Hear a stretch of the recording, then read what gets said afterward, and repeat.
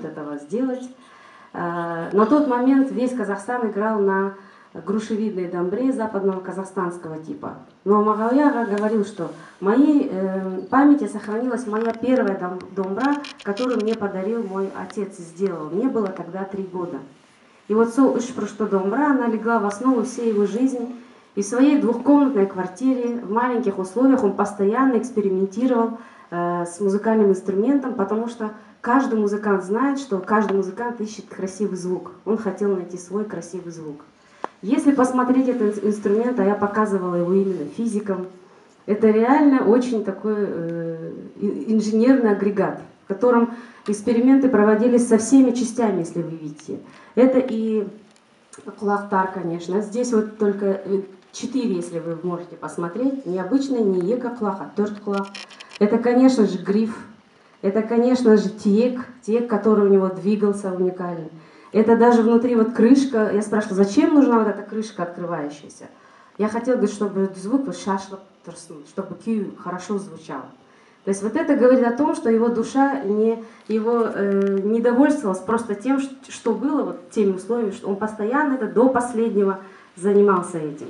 И даже уже, будучи уже үлкен кісі болған кезде, он повредил руку, у него был диабет, рука долго заживала, он все равно продолжал это делать. Вот эта черта новаторства, она есть не только в инструменте. Сегодня вот то, что Манап играл, Жас Казах Күйі, все услышали, что в то время очень популярны были песни, например, «Цыганская серенада». Да?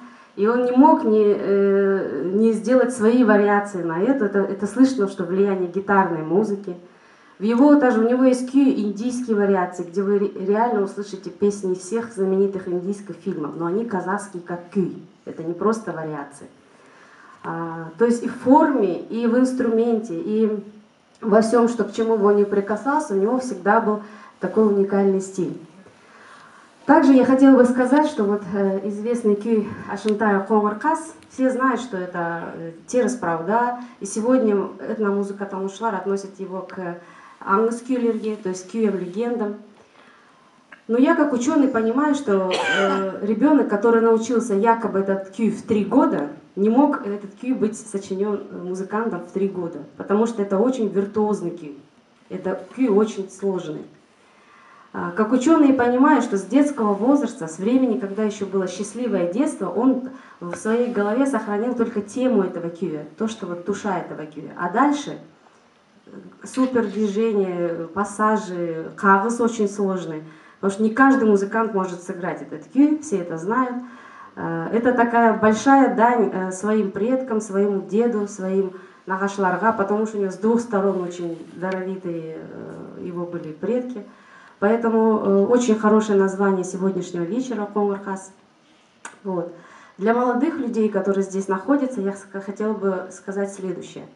Сегодня очень много разных роликов, обучающих о том, что вот как стать успешным человеком, как добиться, как там стать богатым и счастливым и так далее, как свою идею довести. Я хочу сказать, что вот жизнь Мағауия Хамзина – это яркий тому пример.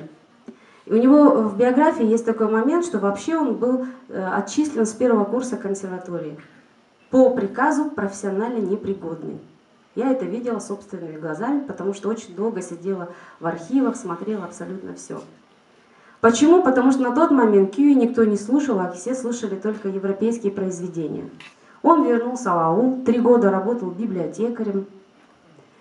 Но благодаря тому, что был этот слет в Москве, о котором говорили здесь, да, большая выставка Экспо, ну примерно такая, да, он прошел этот слет, получил 1-е место, его увидели, его заметили, пригласили вот в эту организацию прекрасную «Казах-концерт», потому что это «Казах-концерт» организовался из всех таких ярких музыкантов. Не имея профессионального музыкального образования высшего, вообще не имея, он дошел с самого низа, можно так сказать, с непрофессионально непригодного исполнителя, в кавычках, конечно, до народного артиста Казахской ССР. Я думаю, это лучше примера нет, не каких-то там американцев богатых мы можем смотреть, а вот это человек, который в 20 веке в сложных условиях, когда казахская музыка, культура вообще не приветствовалась, вообще ее никто не поддерживал, как выжила, так выжила. Вот. Поэтому сегодня, когда есть такие условия, прекрасные залы, когда поддерживает это все, я думаю, только все впереди должно быть у нас. Поэтому я тоже благодарна администрации. Но все же хочу сказать, что какие перспективы вообще у этого вечера. О таких музыкантах, как Абикен Хасенов и Магауя Хамзин, я говорю о стиле Чертпе. К сожалению, на сегодняшний день нет ни одного хорошего, глубокого, хотя бы документального фильма. Хотя бы исследования есть, конечно, мое и других людей. Поэтому, если когда-то будут возможности, я готова помочь, Жангалега, я думаю, тоже, именно сделать профессиональный такой фильм, чтобы он остался на века для нашего поколения. Рахмет.